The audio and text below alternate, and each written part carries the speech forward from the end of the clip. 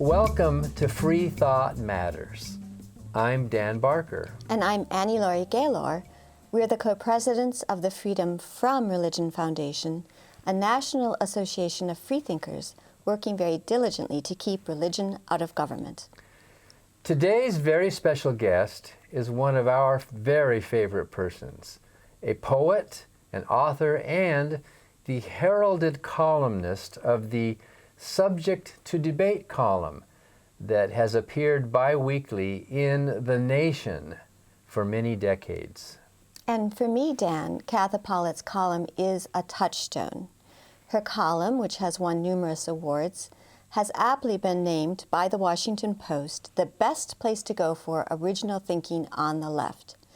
Katha, throughout her career, even when it wasn't fashionable, has forthrightly volunteered her atheism and defended rationalism and the separation of church and state in her columns and in interviews on national TV.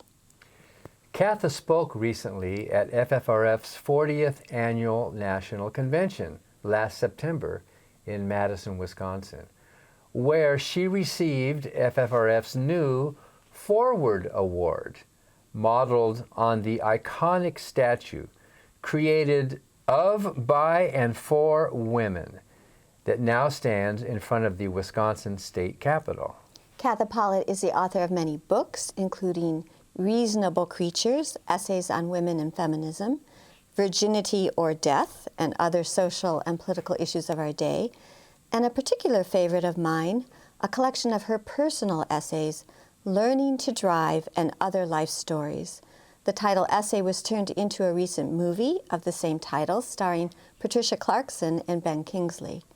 Katha Pollitt's most recent book is Pro, Reclaiming Abortion Rights. So Katha, you have spent your whole life promoting progressivism and feminism and pro-choice, and you've been an advocate in your column, Subject to Debate, for all of these things. And now look at the world. And no! Yes.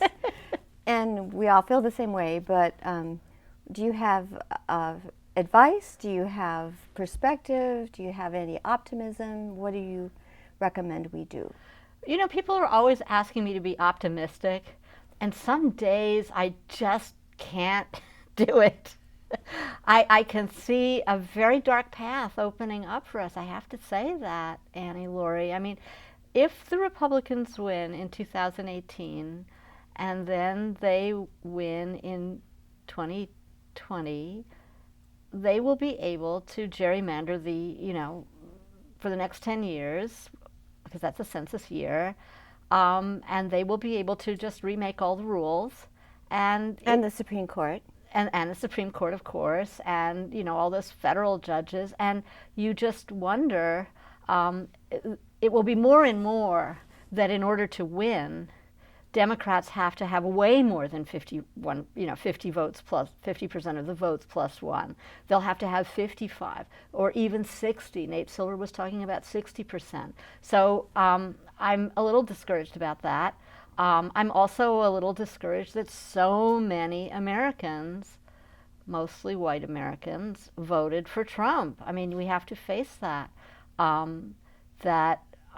They voted for someone who is a complete misogynist and someone who is a fairly open racist, a xenophobe, a grifter, a nepotist. And these were not secret things that people could say, oh, I had no idea when I voted for Trump that he would be like this. It was build the wall, make Mexico pay for it all the way. Grab women. Grab women. And people voted for him anyway. And you know what is extremely discouraging is that evangelical Protestants voted for him 80%, which is the highest percentage that they've gone for a Republican. So that's the base. For Trump, the aforesaid grifter, grabber of female parts and all the rest of it, thrice worldly, married, worldly, yes. So they thought it all over, and they thought, no, we're going to vote for him. So we just came out, as this is recording, from our national convention, in September 2017. So as this is airing, there may have been changes, but you gave a very powerful synopsis of the evangelical right composition of the administration under Trump. That even though Trump, you were saying, well, he may be the most quote-unquote godless president, look what he's delivered. Yes, a theocracy of dunces, as I called it. A theocracy of dunces. And just the other day, the New York Times reported that over the last 5 years, white evangelical Protestants went from being the least likely to say that a person could be a good leader despite a faulty private life, to being the most likely to say that a faulty private life was no bar to being a good leader. They went from 30% 5 years ago to 71% today. And it isn't hard to figure out what provoked this remarkable change of heart. It was Donald Trump. Now, and I want to say here that I think that part of this had to do with Obama being such a personally virtuous person. You know, I mean, he really was no drama Obama. There were no personal scandals. There were no girlfriends. There were no, fights between him and his wife on the front page of the National Enquirer. I mean, all the stuff that you usually get, you didn't get. I mean, the Obamas were a wonderful, ideal family to have in the White House, and brought great dignity and charm to it. And I think that they could not vote for Trump unless they had decided that these things don't matter anymore. Look at the cabinet. I mean, he's got all these bankers in there. And of course, Hillary Clinton was supposed to be the big banker's friend, and he was running against that. Right. But first thing he did was bring in all those Goldman Sachs people. But of the ones who are not that, we have Ben Carson, who thinks Joseph built the pyramids as grain silos. Remember that? The world was created in 6 days. He knows nothing about housing and urban development, which is his department. And he at least had the grace to say, I'm not sure I really, don't really understand why they want me to be, give me this job. That's because it's the job for a black person. And then we have Betsy DeVos, another evangelical Christian who knows nothing about education. And very, very wealthy donor. Incredibly rich, gives a ton of money to Christian causes. She wants to bring in religious school vouchers. She wants to destroy our public education. She does. She wants to destroy our public education system. And then we have Scott Pruitt, the head of the Environmental Protection Agency. He's another one. An enemy of environmentalism. An enemy of environmentalism. We've tussled with him on state church issues there in Oklahoma. And then we have one that I find very disturbing is Tom Price of Health and Human Services. He is another evangelical Christian who is opposed to totally opposed to abortion and also not so keen on birth control, who has actually said, I don't know a single woman who can't afford her birth control. I mean, this is so ridiculous. So they're gearing up to, and he has stocked, and I guess Pence is behind a lot of this, they have stocked the department with anti-choice people, with ideologues like Charlene Yost, who's an assistant secretary of HHD, who was the head of Americans United for Life, on and on. And she's the one who said contraception doesn't work? Is that No, that was another one. That was another one. That was Theresa Manning. That's right. Who was the head of the Title X family planning program. Oh yeah, contraception doesn't work. All foxes heading the chicken coop. Exactly. All. Exactly. And it's amazing to me that years ago, pro-choice people said, after abortion, it's going to be birth control. They'll go against birth control. And people made fun of this. They said, ridiculous. Americans love birth control. Everyone's for birth control. We thought Protestants were yes. But the fundies. Yeah, but this is kind of a new thing. Yeah. But they are working to make birth control much harder to get. And the interesting thing about that is that the Protestants used to be identified with small families. They were thrifty, they planned carefully, and this was all to make a contrast with their theological enemies at the time, the Catholics, who had, just had children all over the place. And that's all changed now. Now they're coming closer and closer to take the Catholic view of both abortion and birth control. And treating contraception as if it's it's an abortifacient, even though it's not like Hobby Lobby insisting that some forms of contraception were abortifacients and they weren't, and the Supreme Court saying that was okay. That was okay if you right you are if you think you are. It's amazing. It's amazing. And so what I think is happening is that, and I think you see this in other countries as well, that as modernity takes hold, as feminism and gay rights and secularism take hold, and science, and people think the idea that you should think for yourself, all the religions are kind of gathering, all the conservative religions are kind of gathering together. In a backlash? Yeah, and you see that at the UN, where you'll find fundamentalist Muslims and Catholics and together. The Vatican. Yeah.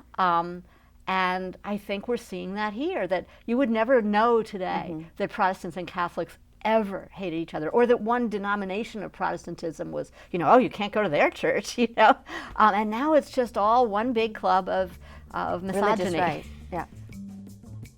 We'll be back with more Free Thought Matters after this. My name is Gabriella Najara, and I'm an atheist because I believe in the power of doing good for the sake of doing good, and not because some divine entity tells you what is good and what's not, and not because you think it will get you into some sort of heavenly afterlife.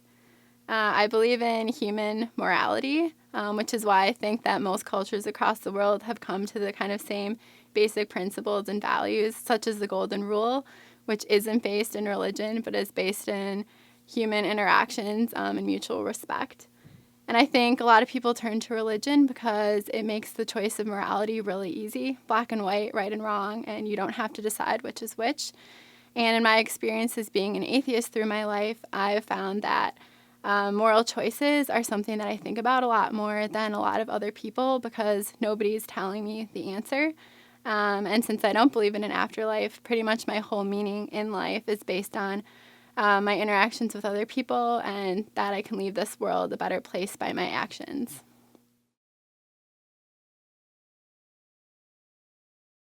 Hi, I'm Ron Reagan, an unabashed atheist, and I'm alarmed by the intrusions of religion into our secular government. That's why I'm asking you to support the Freedom from Religion Foundation, the nation's largest and most effective association of atheists and agnostics, working to keep state and church separate, just like our founding fathers intended.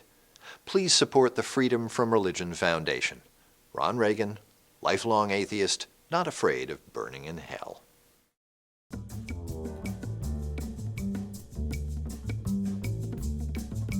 Now, speaking of abortion, even before Trump was elected, you wrote a book called Pro.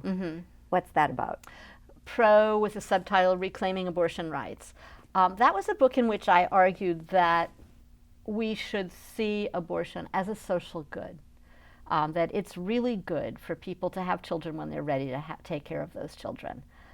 It's really good for people to have the right number of kids for them. And it's good for everybody. It's good for women, obviously. I mean, women's health, that's a huge concern. It's also good for men. And it's good for children, too.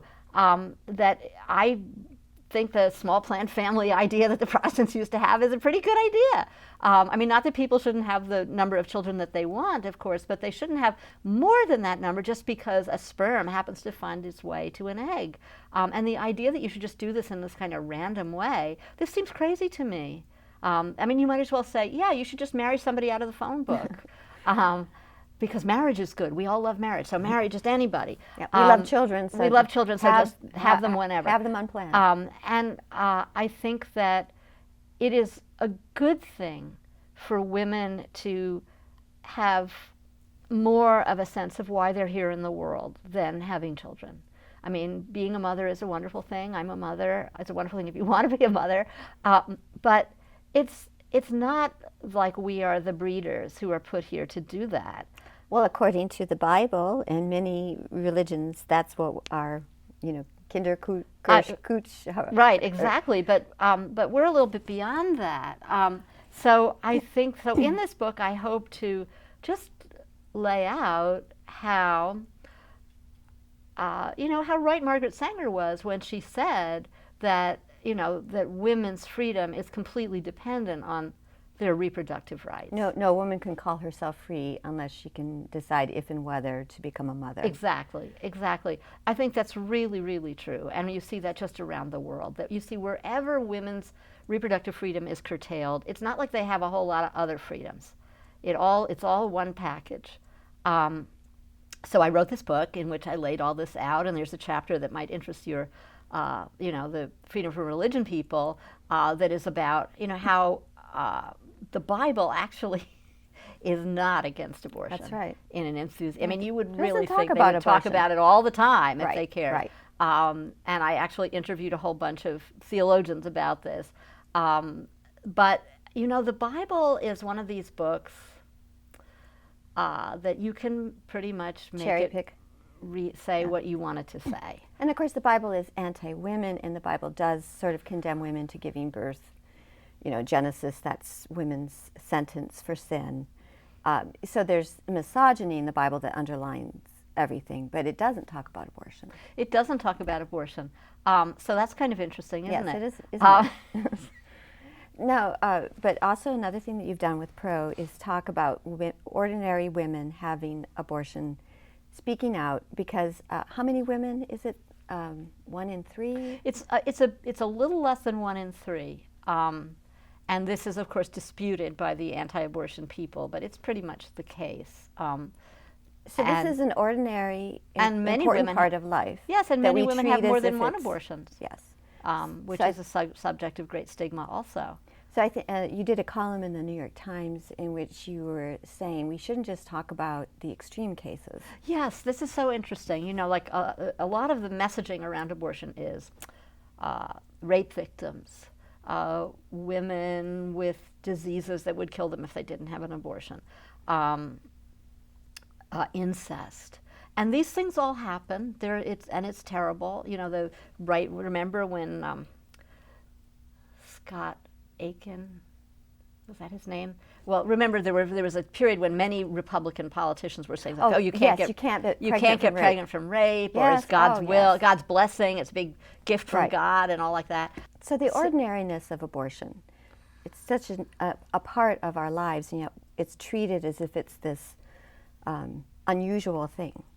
It isn't. Shocking. It isn't. Practically, almost 1 in 3 women have an abortion at some point during their reproductive life. I mean, you can get pregnant for many decades, and you have to prevent it every time you have sex. That's not an easy thing to do. If there's a slip up, it's not so surprising. But one thing I talk about in the book is the way that pro-choicers tend to talk about the most disastrous situations that would cause a woman to have an abortion. For example, rape or incest or some very, very serious life-threatening illness. And these things all happen, and it's important to talk about that. Yes, because if you outlaw abortion, then yes, you outlaw it for those people too. But it's also important to talk about abortion as an ordinary event in the reproductive life of women, because it is, and that women they have abortions under all kinds of circumstances. Married women have abortions. I debated a Catholic law professor on TV who said, she hated my book, of course, and she said, married women don't have abortions. And this is a radio program, and right away the phone started ringing with married women who had had abortions. So we have a picture of abortions as the good abortions are the ones where, you didn't get pregnant voluntarily, You were raped. or you're going to die otherwise. And the bad abortions are the ones where you had sex. Basically. Right, and you went and got yourself pregnant. You went and got yourself pregnant, right? Because just all by yourself, Right. sitting in your bedroom. What did you expect? Yeah, exactly. And I think it's very important to fight back against that stereotype, and to say, it really doesn't matter how a woman got pregnant. The important thing is whether or not she wants to stay pregnant. And it should be her right to make that decision. And I was so unhappy in this election for so many reasons, but Hillary Clinton had started talking about repealing the Hyde Amendment. We had not heard that for, what, since it was enacted, and was it 78? And that would have been so wonderful, the Hyde Amendment cutting off federal funding for women on Medicaid. It actually started a few years before then, in 76. 76, but yes, I thought Hillary Clinton was finally giving the clarion call for reproductive rights. I thought that was great. Apparently, the American people did not agree. Well, actually, they did. Yes, they did. You know, we always have to remember, she won by almost 3 million votes, and she lost by 80,000 votes, some of which were in this very state of Wisconsin. Yes, Wisconsin. Very unhappy about that. Right, me too. Yeah. But, well, as you know, I'm connected with the Women's Medical Fund, and there are many of these abortion rights charities in the United States.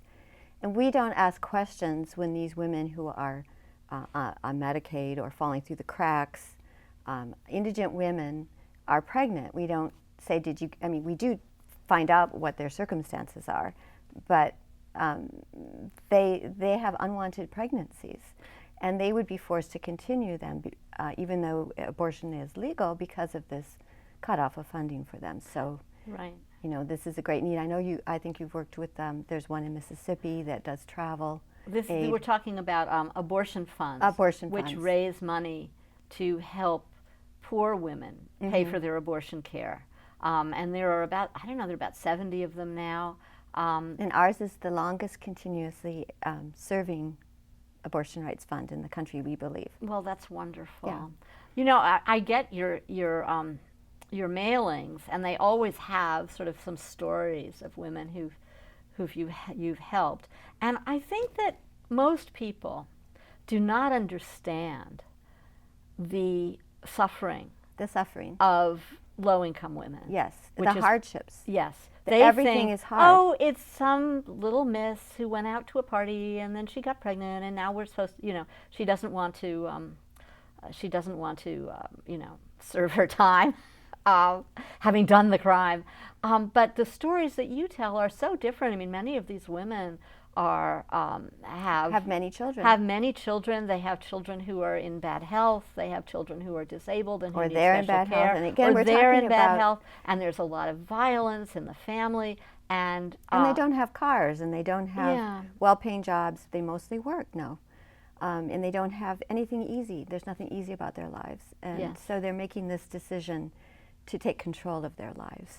So and people do not understand, I think, how poor people are, and how many obstacles there are now, especially between a woman and abortion care, because there are so many restrictions.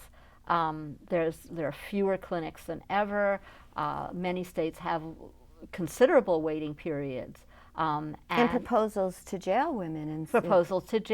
And in fact, right now in California, a petition is going around to get on the ballot a referendum that would make abortion first-degree murder, punishable for women and doctors.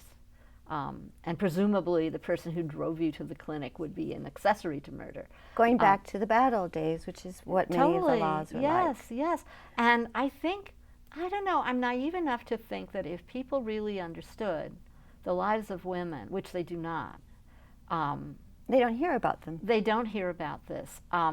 And even if they themselves have had an abortion, they may not understand how common their situation is. I've met so many women who have never told anyone about their abortion. So when you've done book signings and things, people come up to me and say, you're the first person I've ever told. And I did a book signing in Texas that was kind of amazing. There were actually marshals there because they feared violence. And by the end of it, it was like a revival meeting. These women standing up saying, yes. It's kind of amazing. But that happens all too rarely, that women do talk about these things in an open way. And I'm happy to say that there are a number of organizations that are devoting themselves to changing the conversation around, to break through that silence.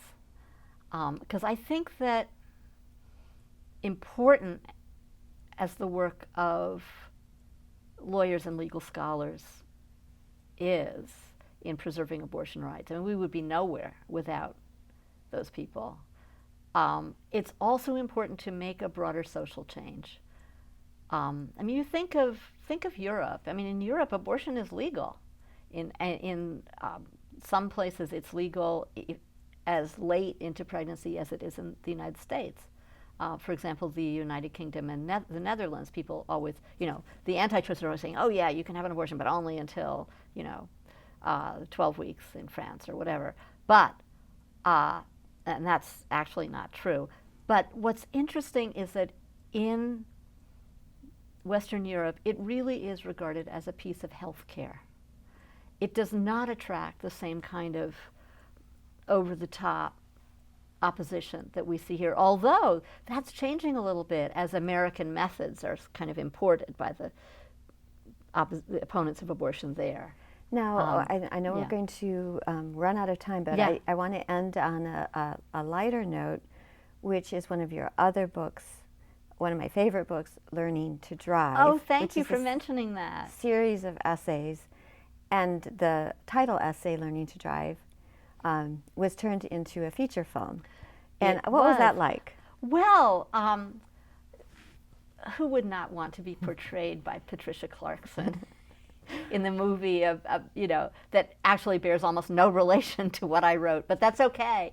I thought the movie was really delightful. Yeah, I did too. Yeah. Your essay was funnier. Well, thank you. My essay was very different, but that's the way it always is in the movies. If you're lucky, they buy what you write, and then they make something else out of it, but it's got your name on it, so that's good. Well, I want to thank you so much for joining us on Free Thought Matters and for all of your work and writings and contributions, and it's been a pleasure talking with you. Oh, thank you so much for having me, Annie Laurie.